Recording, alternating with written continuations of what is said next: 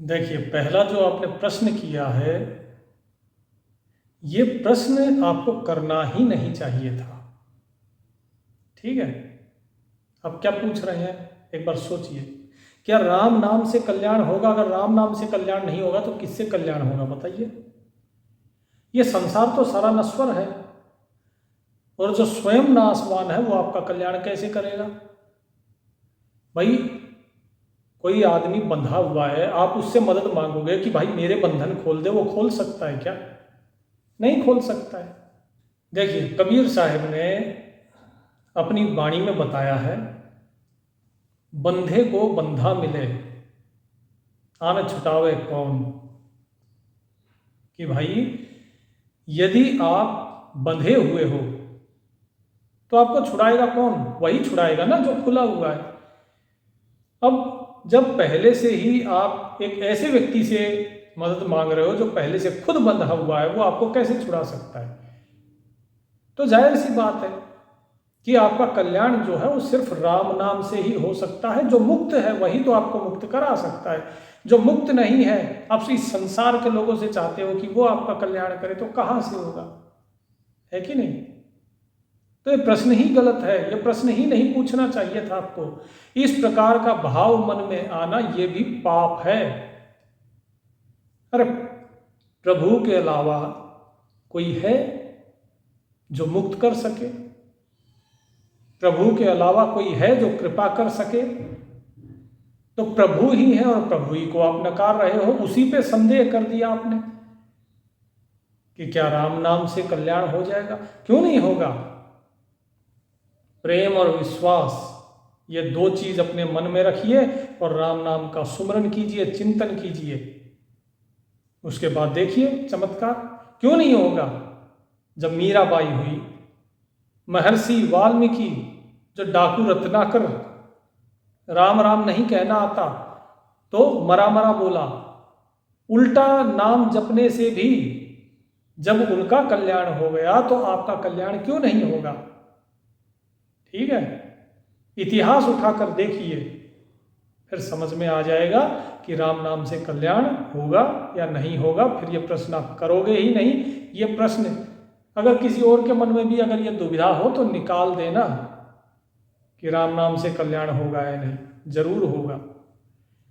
कलयुग केवल नाम आधारा, सुमिर सुमिर जन उतरे पारा।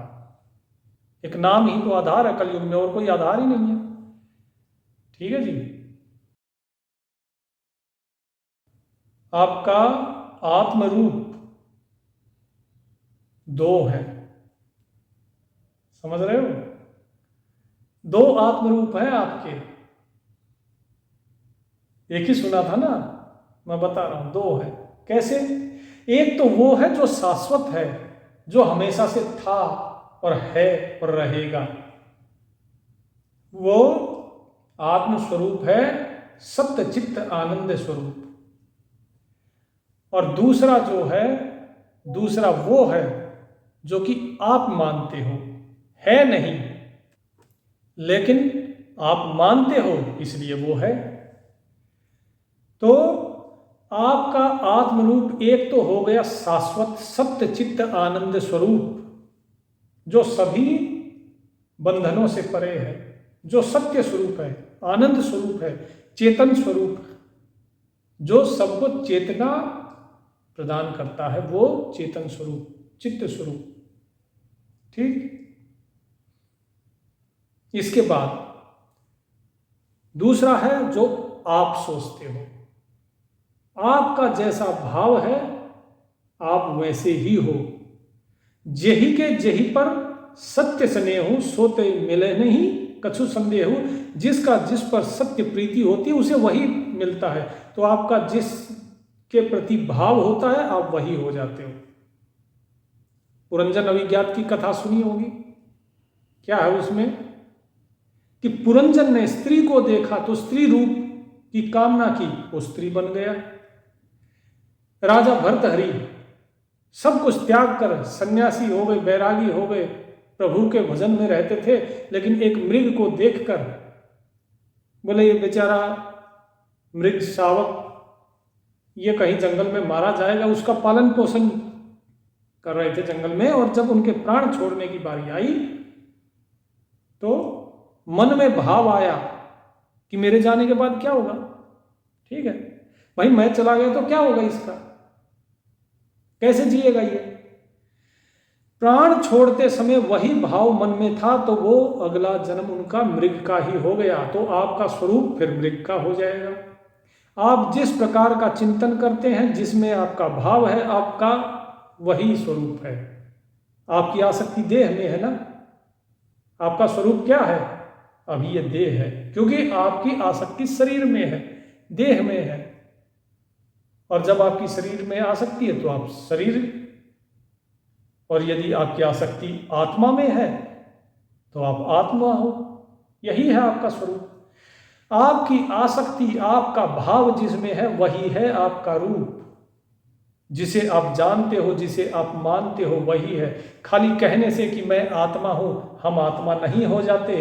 अज्ञान के पर्दे जब दूर होंगे और जो स्वयं को जानेगा, केवल वही कह सकता है कि मैं आत्मा हूं।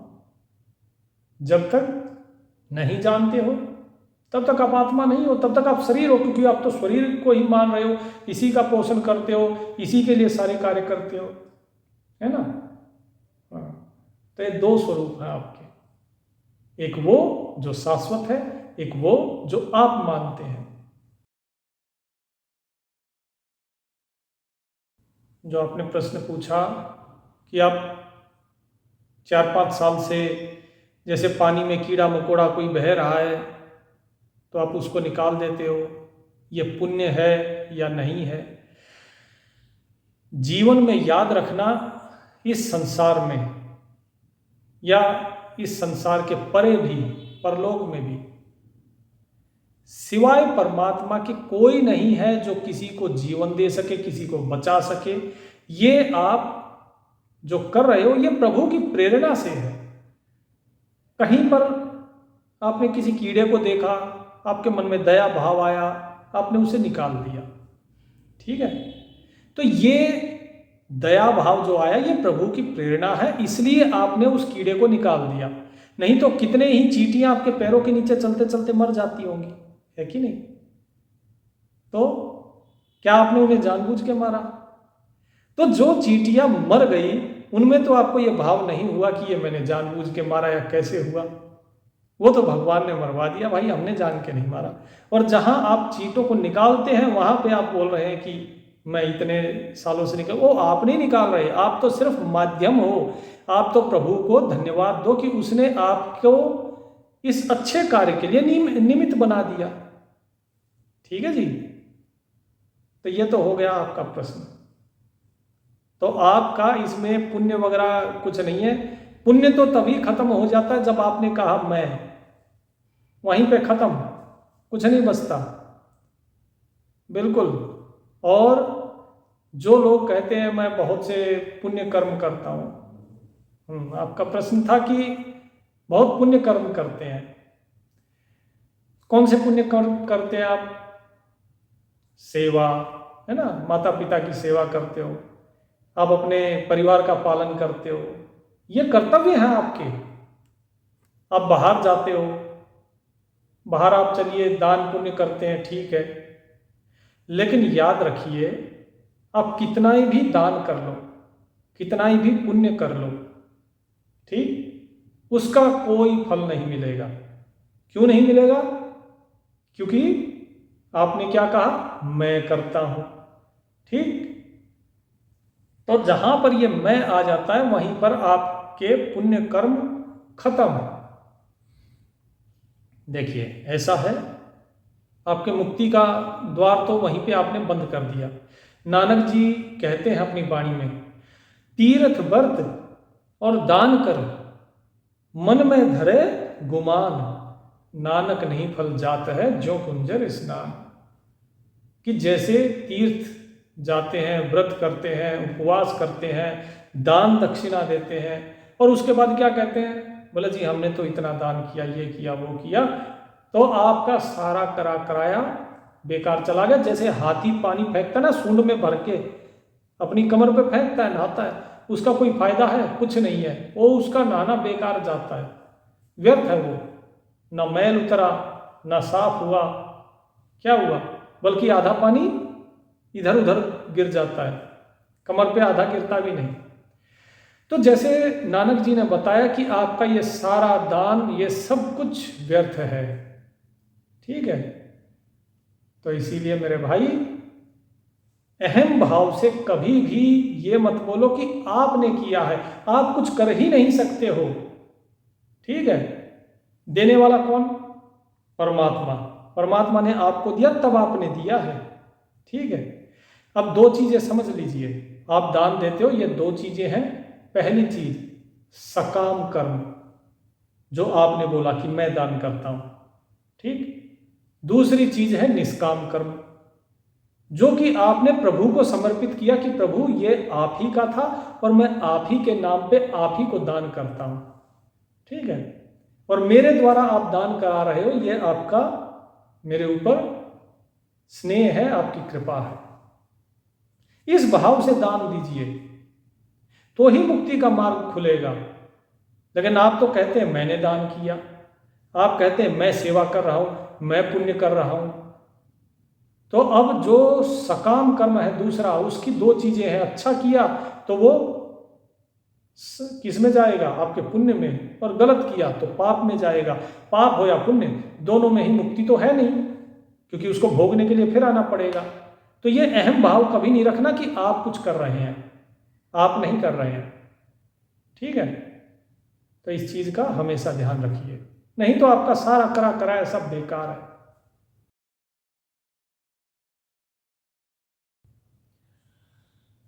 व्रत, उपवास, तीर्थ, ये सारी चीजें पहले समझ लीजिए है क्या।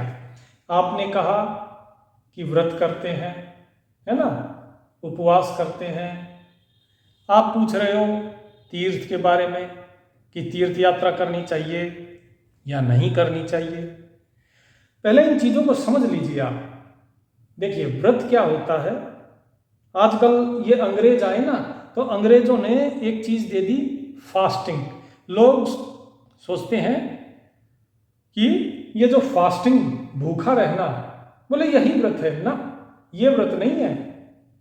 ठीक है, ये व्रत नहीं करना चाहिए। अगर आप इसे ही व्रत और उपवास का नाम दे रहे हैं तो ये व्रत नहीं करना चाहिए। कबीर साहब की वाणी है, क्या कहते हैं? कबीर साहब कहते हैं, कबीर खुद्या कुकरी, खुद्या माने भूख। ठीक है जी, कबीर खुद्या कुकरी, करे भजन में भंग, या को टुकड़ा डाल के भक्ति करो निसंग। कि ये जो भूख है ना, कुकरी माने कुतिया, ये भूख जो है ये कुतिया है, जो आपके दरवाजे पे खड़ी होकर भौंकती रहती है कि भाई भूख लगी है, कुछ दो खाने को, पेट को कुछ चाहिए, कुछ दो, कुछ दो। तो ये जो है ये आपसे मांगती रहेगी जब तक आप दोगे नहीं। ठीक, तो ये भजन में आपके भंग करेगी, विघ्न डालेगी, क्योंकि पेट तो मांगेगा, पेट की तो आदत है खाने की, उसे भरा होना चाहिए। क्योंकि परमात्मा ने जिस अंग को जिस कार्य के लिए बनाया वो वही कार्य तो कर रहा है। तो अभी आप अगर इसको भूखा रखोगे तो ये आपको भक्ति करने नहीं देगी, और नहीं करने देगी तो फिर उसका फायदा क्या हुआ? इसको टुकड़ा डालो, अर्थात खाना खाओ और उसके बाद आराम से प्रभु का नाम लो, भजन करो। वो ज्यादा अच्छा है या भूखे रह के परेशान होना ज्यादा अच्छा है? फिर ऊपर से आपके मन में ये आता हो मैंने तो व्रत किया, मैंने उपवास किया। आपने कहाँ किया? कुछ नहीं किया। प्रभु इससे नाराज होता है। कोई किसी चीज का व्रत कर रहा है, कोई किसी चीज का व्रत कर रहा है। व्रत उपवास करना चाहिए, लेकिन कौन सा, वो समझो पहले। व्रत का मतलब होता है चित्त वृत्तियों का निरोध। आपकी जो चित्त वृत्तियां हैं, ठीक है, इसको रोकना। आपका जो मन इधर उधर भागता है, इसे रोकना। 5 इंद्रियां और छठा मन, इन छहों को काबू करके प्रभु भक्ति में लीन रहना, ये है व्रत। और उपवास, उपवास का अर्थ होता है उप माने समीप और वास माने रहना। ठीक है, समीप रहना किसके? प्रभु के या गुरु के। तो यदि आप गुरु के साथ रहते हो, गुरु के समीप रहते हो, या फिर प्रभु के समीप रहते हो, जैसे भजन किया, सत्संग किया, नाम जाप किया, इसके द्वारा अगर आप प्रभु के समीप रहते हो तो ही उसे उपवास माना जाता है, नहीं तो उपवास नहीं माना जाता। भूखे रहना ये सब कहीं नहीं लिखा, किसी शास्त्र में नहीं लिखा है, ये सब नहीं करना चाहिए। ठीक है जी। हाँ, क्या? तीर्थ यात्रा करनी चाहिए या नहीं? तो साहिब कहते हैं, तीर्थ गए से एक फल और संत मिले फल चार, सतगुरु मिले अनेक फल कहे कबीर विचार। तीर्थ जाने से एक ही फल मिलता है। कौन सा फल? तीर्थ जाने से फल मिलता है कि आप भूत योनि में नहीं आते। भूत योनि समझते हैं? भूत योनि का अर्थ होता है जब आप इस शरीर को त्याग देंगे तो दूसरा शरीर धारण करने से पहले जो आत्मा इसके बीच में भटकती है, वो भटकाव से मुक्ति मिल जाती है आपको, वो आप बच गए उससे। तो ये है केवल एक फल तीर्थ जाने का, और कोई फल नहीं। अब इसके बाद दूसरी चीज, संत मिले फल चार। क्यों? क्योंकि भाई संत जब मिलते हैं तो संत रामायण में बताया गया है कि मुद मंगलमय संत समाजो, जो जग जंगम तीर्थ राजू, कि जो अच्छे संत हैं उनका जो समाज है वो तीर्थ राज के समान है। ये चलता फिरता तीर्थ है। इस कलयुग के अंदर चलते फिरते तीर्थ कौन है? संत। तो संतों का संग करो, वो तीर्थ है। और यदि उन संतों के पास जाओगे तो क्या मिलेगा आपको? चार फल। उस तीर्थ में जाइए आप। कौन सा? अर्थ, धर्म, काम, मोक्ष, इन चारों की प्राप्ति होगी आपको। और अगर सतगुरु मिलेंगे तो फिर अनेक फल कहे कबीर विचार। तो कबीर साहब कहते हैं कि भाई विचार कर लो, सतगुरु अगर मिलते हैं तो आपको फिर वो फल मिलेंगे जो कि आपको गिनती नहीं कर सकते जिसकी। वो तो स्वयं आपको लोहे से सोना बना देते हैं, वो आपको सीधा परमात्मा से ही मिला देते हैं। ठीक है। तो इसीलिए ये बाकी के जो तीर्थ व्रत हैं इन सब में भटकने से बेहतर है कि आप भजन कीजिए, प्रभु के निकट रहिए। और तीर्थों में जाना है तो किस तीर्थ में जाएं? संतों का संग कीजिए, संत समागम में जाइए, सत्संग में जाइए, वो तीर्थ है।